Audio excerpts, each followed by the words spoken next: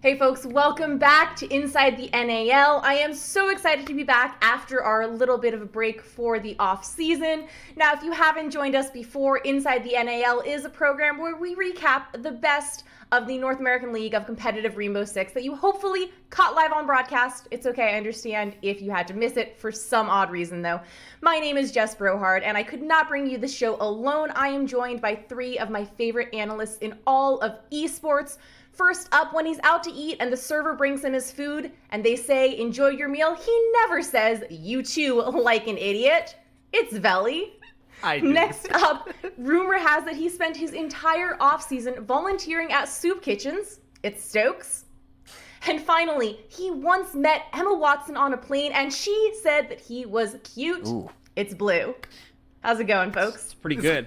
It's going good. I was I'm going to not say, going to contest that. it's going well for John, I can tell you that. I appreciate you lying for me because I definitely say you too. Like whenever I go to the movies or like enjoy your movie, I'm like you too. Oh, I think never everybody's mind. done that once or Listen. That's twice. me. I'm just trying to make you guys look better. I'm trying to make you look good, and you're shooting me down. Thank you, Jess. I appreciate you. Listen, I'll accept the soup kitchens. I'm going to be honest, though. I've never stepped foot in one. I feel bad now. I can't claim that, but now I got to do community work. So. Hey, man, learn to take a compliment when it is given to you. So this past week was a crazy week in the North American League, and we're going to get into the actual matches a little bit later on. But what are all of your kind of first reactions to being back? It has been awesome. Like the team changes that we've seen teams be better.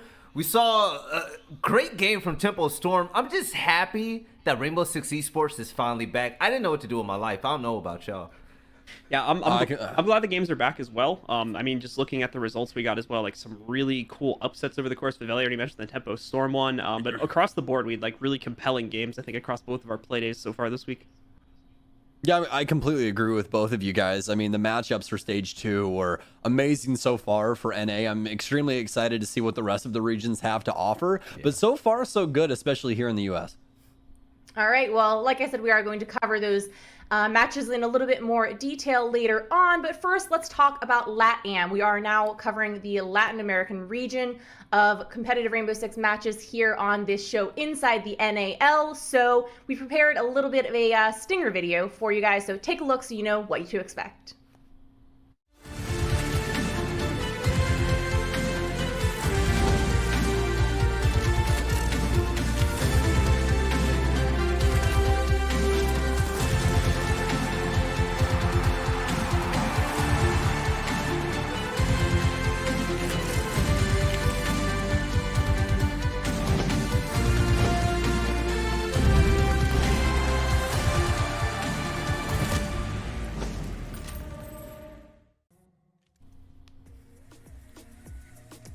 So very exciting stuff. Let's take a look at the LATAM standings. We've got Team 1, Team Liquid, Ninjas in Pajamas, and FaZe Clan heading up the pack. Now, Stokes, I know you were talking before the show a little bit about some of these LATAM teams. What can you tell me about them?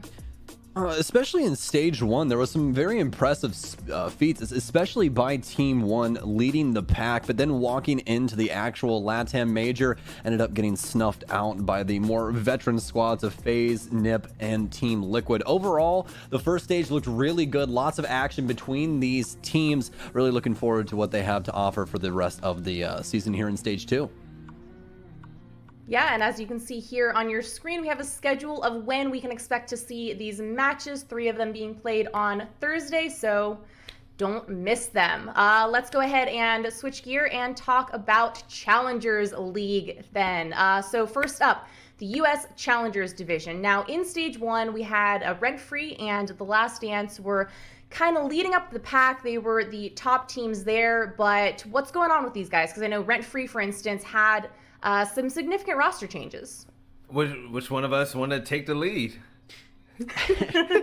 You know what? I'll take it. Whatever. Go ahead. Challenger League is heating up right Thanks, now, Velly. better than ever. And thank you, Blue. Hey, no problem. I absolutely love it. So the top 2 teams is Jess, the lovely Jess has already said. Rent Free and The Last Dance.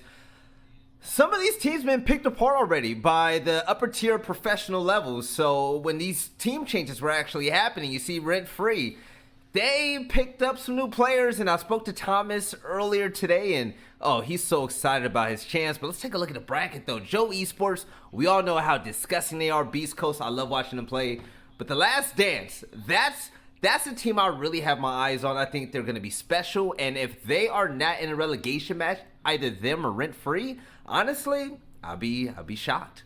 Yeah, it's going to be pretty much the same thoughts for me, right? They've been kind of the clear leaders so far. I do think that with the roster swaps, though, there's room for a team much like Joe, because they've been making good progress as well, for them to kind of sneak through there as well and end up taking the top position away from the guys, from some of the other guys that are going to be in the same group as them. However, that ends up working out for them later on in the season. That's one of the things that teams have to be careful of course, with the roster swaps. One that'll happen mid-season is cause instability overall, especially as we get closer and closer towards relegation.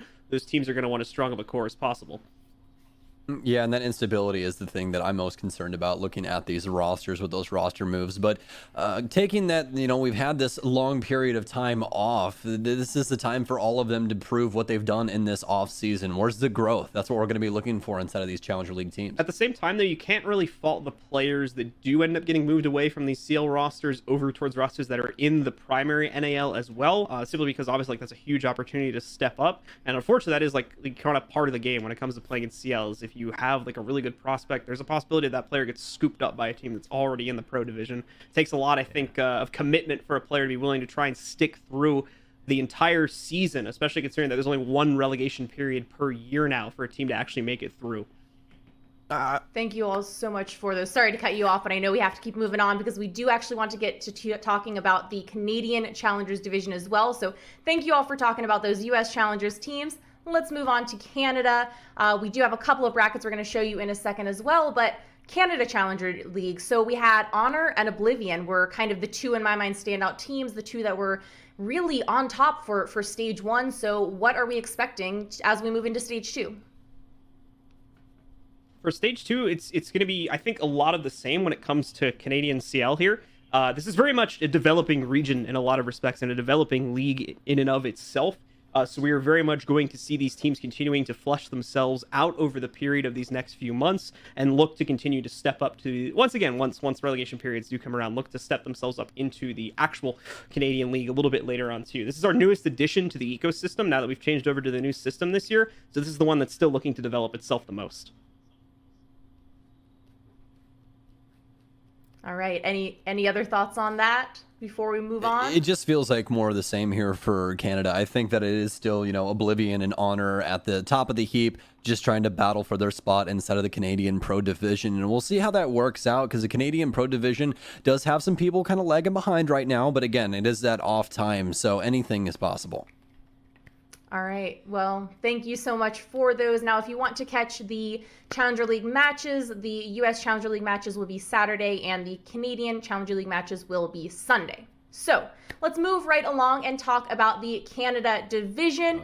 Mirage came out in a big way in stage one. What makes them so strong? Everything about that roster. Not loading, and look at Flynn. This team, they know what it takes. And, it's a special challenge over there, right? Because, Flynn, he's been so embedded in the professional scene. He's a student of the game. He's done his homework, and he's all of our favorite X-caster now, right? But it'll be fun to see him make it to SI. But other than that, just the rest of the team, they all know what they're doing, right? We saw them have a really close game against Dark Zero, and even had a good game against Sonics when we had that NA Major. So I expect Mirage to continue just, hammering it away to stay up top and just dominate Canada. But at the end of the day, it's always any given Sunday, so you never know if another team might unseat them. It's going to be fun to watch. And I believe they actually, I might be wrong on this, but I believe they actually beat Tempo in the third place match of the major. They correct? did. Yeah.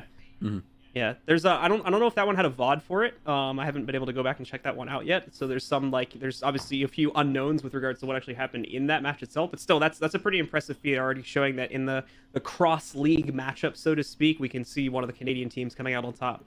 And now, I'm sorry, is that my boomer brain? They played Sonics the NA Major, correct? Mm-hmm. Yeah. Yep. Okay, I'm just making sure I was right.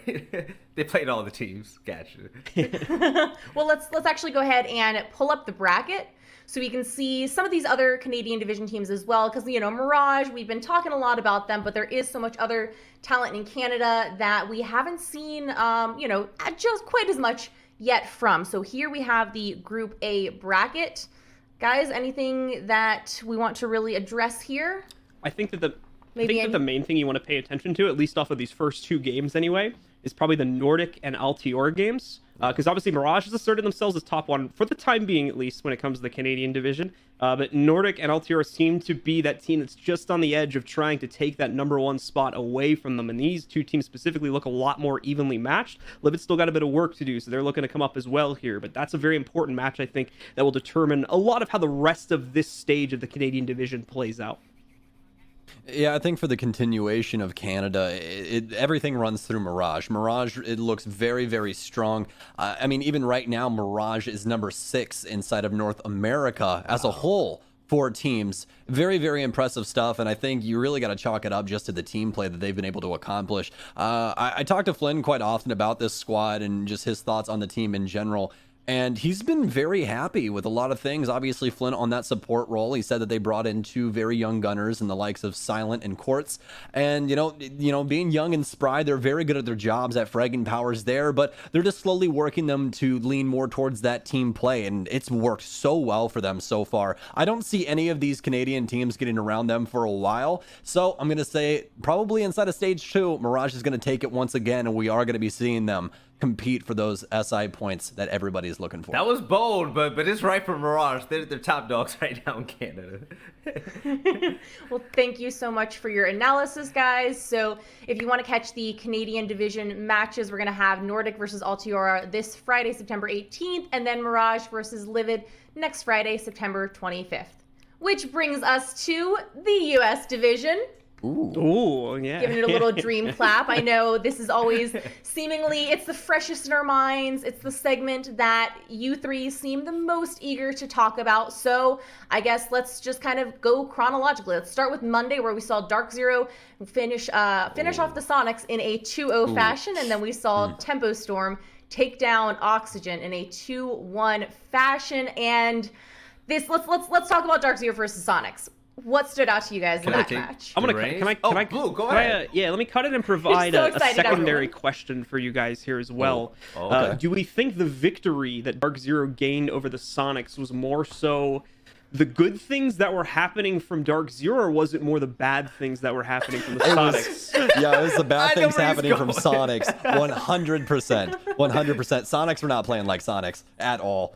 At all. Sonics looked more like old Tempo Storm in that matchup than they looked like the Sonics. The Sonics looked like that was, United. That wasn't the Sonics that we grew in love in stage 1. No shot at all. No. Give them next week. Give them next week. They'll be fine. But I don't even want to talk about it. But listen, we are not going to take away the performance that Dark Zero had. Hey, Yeah, a of win course. is a That was the win exact point. at the end of the day. And we'll see next week if they can maintain that level of dominance, because let's remember, the NA Major, that was some of the best performances of Siege we have ever seen. And I don't know if that was because Sonics played particularly bad that day, or if that's just Dark Zero making them look that way.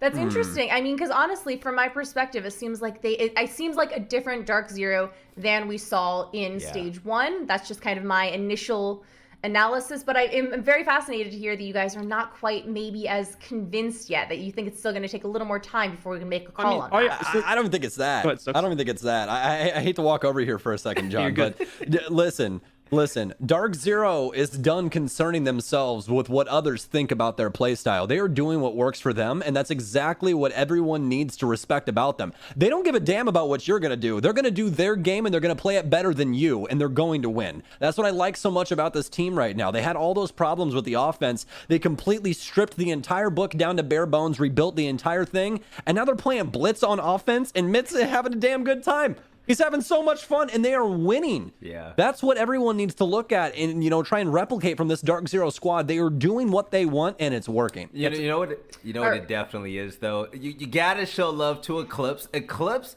has been a standout on his roster, Everybody used to talk about Hyper. Now you hear a lot about Eclipse, right? And then it's their hard breacher. For me, it's hot and cold. He was the MVP of the major, and to me, he's still the MVP of this team. The guy is just filthy. For a hard breach role, for someone to have a stat line like his, that's insane. Shout out to Brett overseas as well. And just to All go right, back well, to your sorry. it's okay. Just to go back to your original point, Jess, and just to kind of finish that one up, when you're talking about whether we were convinced of whether Dark Zero is going to bring this performance consistently or not, I don't think that really matters anymore, because again, to go back to Stokes' point, they are convinced of themselves, and that's what's very important right now. Is they're playing very confidently, and for the time being, it's working out. You don't want to judge things too harshly. It's just one match, of course, but it's been carried through from the majors, so it's starting to look consistent. And there's nothing more scary than self-confidence, isn't that right, Jess? Definitely some awesome points. I'm so sorry, Blue, Stokes, Velly, that I kept cutting you all off. I'm just so excited to show a clip that we have, because we were talking earlier, you guys were mentioning that maybe it's the Sonics kind of making some stumbles. Well, we have a clip of them having a flawless round versus Dark Zero, so take a look. 40 seconds remaining, Dark Zero with the match on the line. It's looking pretty solid here for the Sonics, to be honest. If Hyper goes aggressive, that could be problematic. Easily going for the plant. It's inside of dining. This whole reading attack has been a distraction. And in a post-plant, 5 versus 2 now, as Sonics start shutting down DZ. A flawless round.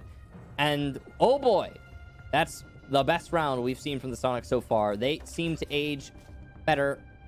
And they might actually get us to that map 3 hit this. So, of course, we all know how that ended, and the Sonics did end up getting 2-0'd, but that was a good round, right? What went on that they just were not able to replicate for the rest of that match? It's not just being able to replicate something, it's just being just on point against Dark Zero. I mean, in NA, ever since I joined this scene, at least, Dark Zero has always really been in the conversation for being a top 3 team, if not the top 1 team in NA. So it's not about replicating, that round or whatever. It's bringing your full A game, because you can't have one weakness going against them. They'll tear you apart. Those boys are sharks. That's definitely true. Well, then no one else had anything to add. Let's touch. We didn't talk too much about Tempo Storm versus Oxygen. That was a 2-1. And were there any surprises here? Because I know, for instance, Tempo Storm had that roster change. What's going on here? The surprise was that Tempo Storm won. That was the surprise ultimately there. I think a lot of people pegged this match either. I think people who had good information about what was going on behind the scenes probably would have pegged this one as a close match, which is what it ended up being, of course. But less informed people, I think, were looking at this one being a quick match for Oxygen, and that's definitely not the case, because Oxygen's been showing signs of struggling. And that's not to say they played terribly. I mean, they still took it to all 3 maps. They still individually, quite a few of their players were playing good, especially Laxing. Laxing had some really amazing rounds themselves, but their attacking side was a bit of a mess, and even they admitted that, I believe, on social media after the match. So that's something that they're going to have to take a look at, because that's where Tempo really outshined them in that match.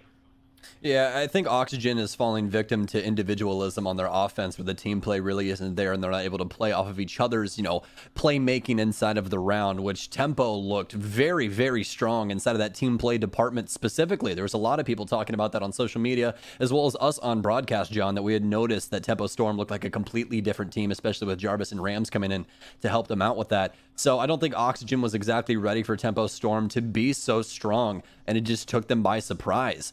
But Oxygen looking towards the future, the stress fractures, are starting to show. I just want to see how they try and recoup. Would you guys kind of argue that this offseason was a little bit of a test to see which teams were really going to do what they needed to do? And do you think it's becoming more and more clear which teams did make those decisions and which ones did not? Go ahead, Phil. Yeah, this week you saw which teams worked hard and was hungry for these victories, Like, you take a look at E United and Tempo Storm. These are the 2 teams that was basically the laughing stock of the scene, along with one more team, right? And they were entirely different. They were so much more organized. They were shooting straight. There was a ton of consistency with the players. You can tell that the time off that they had, like all month, they spent grinding. They want to get better. They want to master the craft. And, hopefully this can keep up. And I'm really glad that you mentioned United, Velly, because let's go ahead and move on to talk about those Wednesday matches. And most notably, United played SSG. Now, SSG did take a 2-0 versus United, but we have to admit it was such a close match. It was so back and forth, and you really got to hand it to the 2 new United members, Kansan and Rexon. I feel as though they were really pulling their weight. Absolutely. They look so good. United before was, I'm just going to come out and say it was a clown fiesta. There was a lot of things going on there that shouldn't be going on there. Forrest, why are you on Cav every other round, man? Like, let's slow it down a little bit. Like, we need some actual good siege to be played for you guys to win stuff. I'm just going to come out and say it right there. You can say whatever you want, but I'm just saying. But The new squad, oh man, do they look good. This is something that Yeti specifically has been chasing for a very long time, was a team that is, has some, semblance of consistency. And it looks like Yeti has finally gotten around some people that can finally accomplish that. I mean, every single one of these players firing on every single cylinder, Velly. Kanzan and Rexen stepping up huge today as well. I mean, it looks like Rexen hasn't even missed a beat. Yo, Rexen from Luminosity, let's not forget, Luminosity was on top of NA at a time. And who was one of their best players? It was Rexen. And Rexen being back in Tier 1 is exactly what he needed. He was in Challenger League. They picked him up, and he showed out along with Kanzan. So, with that type of experience coming to the rookie in Kanzan and from the vet in Rexen, I would say that was a good little warm-up. So their next matchup, I expect him to do even better than how great they did today. Yeah, real quick, the score line does not show what actually happened. Oh my it's God. a 2-0 in favor of SSG, but if you didn't watch the match, you need to go back and watch that. Yes, please. Definitely. Yeah, it's one of those where if you look at Wednesday, we did have 2 2-0s, but I feel as though they were very different in nature. So let's move on and talk about the second 2-0 of the night. It was TSM versus Disrupt. Oh boy. The first map was pretty close. Second map was not at all. So what's happening here? I think because obviously Disrupt lost this one for those who didn't get to see it live the previous night. But I think the biggest issue that's showing up here for Disrupt now is it seems to be their map pool, to be completely honest with you, because it doesn't seem like they are necessarily fully prepared to go up against a team that has a map on lock. And we kind of saw that because their Villa looked pretty decent. But then as soon as we went over to Cafe, especially from their attacking side, they just seemed kind of lost as soon as TSM did something that would get in the way of their usual strategy. And that seems to be a pretty major issue for them. The point about their maps just not being solidified is really supported when you go and you look at their map stats over on Siege or any other stat site, because of the fact that there just isn't really any outliers there with regards to where they prefer to play, and even if they prefer to play somewhere, where they find any sort of success. And I think that that's going to be a major issue for them going further into this stage, if they're not going to be able to rectify it. They have some major issues with their cohesion as well, and I think that's the main thing that we saw on Villa that was exemplified inside of Cafe. You and I talked about it, John. On Villa, they had a big struggle, especially on their offense, with dealing with those mid-round adjustments and trying to, put that pressure on the site that was needed, and Cafe just made that so much worse, man. I mean, looking at their rounds overall, they started offense on Cafe as well, and they just got destroyed. They only got one offensive round on all of Cafe, and Cafe, granted, still leans towards the defense. We usually see that 4-2 split, but even when they got to the defensive side, TSM just ran them through the ringer. Yeah, and they were locking them down just by getting their players out in the open and things like that. So it was a masterclass by TSM in the meanwhile. Beautiful performance by them. Bolo as well, just to talk a little bit more about TSM as well. Bolo was doing some absolutely insane stuff in that match. All right, well, we do also have a clip from this match. Now, this is going to be from the very end of the first map. We're picking up right after TSM had taken out the enemy sledge, and then they go on to win the rest of that round and the map beautifully. So take a look at this. From NJR here is he's going to go down into, it looks like the basement garage to try and swing himself up through the pantry stairs. Bolo is an immediate obstacle to that, and will more than likely see him if he's had any audio cues as to the rotate from NJR, but NJR are also going to do a little bit of self-drone work here. You definitely tell the time is going to start to pressure DG soon, because it does very much look like that NJR is trying to set himself up for his own play here. He's going to have some support coming from Laundry, just judging from the silhouettes right now, but the push into Kitchen itself is all his business all day here. Great distraction, though, as it does pull Bolo off the angle to allow the Laundry player in. Unfortunately, to limited success, though, as Bolo is still able to control that angle masterfully to shut things down on the final round of regulation here and give map number 1 over to TSM in 7-5 fashion. If you're DG, you can't even be mad about that scoreline. That was such a well-played map between these two. I'm already pumped for Cafe. If you're DG, you can't even be mad about that. Is that true? I mean, you can be mad at anything. It's just the fact if people are going to accept it or if they're going to call you salty, right? Listen, Bolo hits me with a shot like that second kill that he got, and I'm telling him thank you, okay? There's nothing you can do when Bolo's on point. And I called it out at the end of the game. I said, Bolo had 1.3 kills per round. Yeah. That's godly in Rainbow Six Siege. There was no stopping him. That's just a ridiculous scoreline.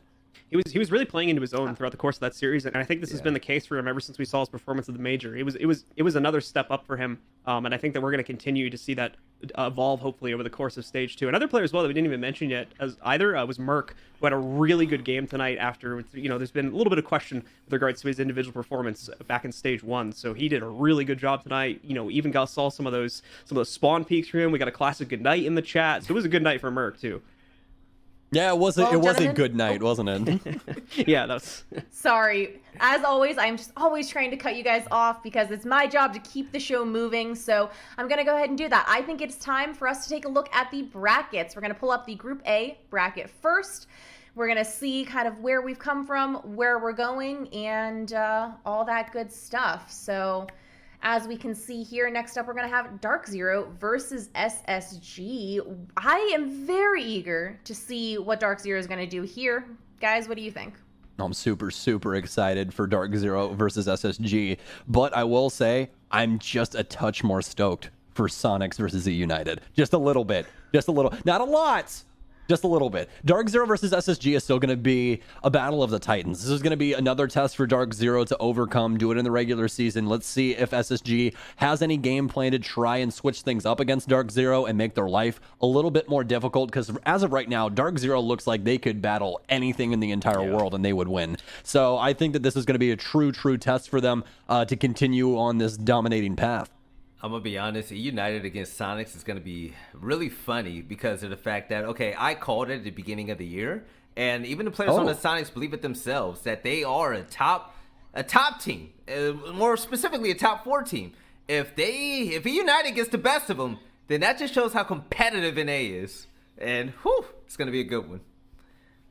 All right, well, let's talk about Group B and bring up that bracket. Kind of called this one out of order. I'm just so excited to see Dark Zero versus SSG, even though I know that's not the next match coming up. But anyway, on to Group B. So we've got Oxygen versus Disrupt, and then Tempo Storm versus TSM. What are we excited to see here? I'm really pumped for the Tempo versus TSM matchup personally, because both of these teams look really strong right now. Like Tempo finally looks like they've locked themselves into a solid roster here, and not only that, but this got talked to death when we were on the broadcast about it the other day. But I'm going to bring it up again. They've got an amazing support staff sitting behind them that's been praised by multiple other teams outside of Tempo. So if that all comes to work here to start counter-strategizing against TSM, especially with how locked in they looked, that could be a barn burner of a series right there. I'm very excited to see that one play out. And just looking over some things really quickly, the comparisons in their map pool is going to make things so much fun. They both played very similar map pools this week. So let's go ahead and move on to what's arguably my favorite segment. It's going to be a little bit different this time. Now, Velly has just a font of, well, it's probably my favorite because Velly is such a font of information and passion. And I love it when you call out teams or players who just need to step up and do better. But from my understanding, you're running things a little bit differently this week, is that right? I'm feeling nice today. I'm feeling good today, Jess. I'm excited that Rainbow Six Esports is back, so I'm going to be nice this time around. So my edition of Step Up today, let's bring with the title, is going to be called I kind of forgot because I said it before the show. Yeah, new roster, who this? All right. And this is because of all the team changes. I'm sorry. You guys know how I am, right? Rainbow Six Siege has shown us something special in the competitive scene lately, and it's beautiful to see, to be completely honest. We just got done talking about teams such as Temple Storm, E United, and the rest of them, especially, not the rest of them, excuse me, Disrupt Gaming, right? They've all made team changes that were very important, but 2 of the teams so far has showed great hope, and the number 1 team that I'm talking about is going to be Temple Storm. They put up a big win. They're facing off against TSM soon. So, for them, I'm saying to step up by continuing to show us that the changes you made by bringing in Jarvis and especially Rams to your coaching staff was the right play. We believe in you guys, and Dream has become a fan favorite to everybody worldwide. E United, they were a meme in the scene. Let's be completely honest. Not pulling any punches. They were a joke. But they turned it around. Last time we saw them on broadcast, they have been amazing. Picking up Rexon has probably been one of the best pickups that I have seen in a very long time. Rexon, he's a caliber player. He's an A caliber player. And Kansan, I wasn't really sure what I would expect from him, but his aggression with Maestro and just his nose for sniffing out where players are to get in those gunfights and win them was pretty special to me. The one team I'm not sure of yet is going to be Disrupt Gaming for a main reason. I had a personal belief that Disrupt Gaming, they would struggle if NJR dies early and the rest of the players would have to get a kill now that Nyx is not on the team. To me, Nyx was the second most productive player there. They bring in J9O, who I'm a fan of, and it seems like the same all over again. You take a look at the final stats, NJR has 16 kills. Everyone else, they're sitting at 9-15, 9-16, 9-17. That's unacceptable. And if this team change didn't fix prior problems that you had and that everyone else sees, I'm gonna let you know now. We talk about Rent Free, we talk about The Last Dance. You see how well Rexon plays. He just came up from Challenger League. It's gonna take about a year to get back into Tier 1 if you guys drop down. So if you want to get better, make sure that this roster change counts and win your games, because you do not want to be in that last place. Like I said earlier in this show, teams are hungry. Beautiful. Thank you so much, Velly. And I do like that you still kind of brought it around. Instead of saying these teams need to step up, you basically said these teams have stepped up. So that's fantastic. You know, Velly can be nice every once in a while, right? I'm still a little tough on Disrupt Gaming, but rightfully so, because if you make a team change, I expect something drastically different, especially if it's from your second best player and ex-in-game leader. But it seems like the same. But you know, I'll give them the benefit of the doubt. I'll wait till we get one more series from them. Yeah, I don't think there's gonna be much room for disagreement here. Velly hit it on the head there with that one. Oh, thank you. Yeah, I completely agree. I would just honestly echo whatever you said. That was very well said, man. I think that DG is definitely going to be the one that's kind of the problem child right now for NA. Yeah. Yeah. New roster, who this? Potentially a winner. That was a beautiful segment, so thank you so much. I think you're absolutely right. I'm really eager to see what E United are going to do. They have such potential, so only time will tell. But I believe that brings us to just about the end of our show. As sad as I am to say this, Velly, Stokes Blue, what are your parting thoughts to leave our audience? There's no need to be sad, because it's only the first episode of a new stage, right? So we'll be back every week from now on. There you go. Phew, thank goodness. Yeah, we'll be back just in 1 week. Stokes? I thought you were going to go next, man. You guys are so eager to talk. It's all you, man. Go ahead, You guys are so eager to talk. Listen, I'm trying to practice my patience. Usually I'm the one walking all over everybody, you know? Let me say this then. The love we've been getting lately has been insane. The offseason was long. I didn't know what to do with my life, but I'm happy to be talking to the fans again, playing games with you all. I cannot wait for the next set of games to come up, and I can't wait to be in the chat talking to you all about it as they go down. Hey. Yes. Never mind then. Oh no, I cut you off for the last time. Please say what you wanted to say. I'm hurt.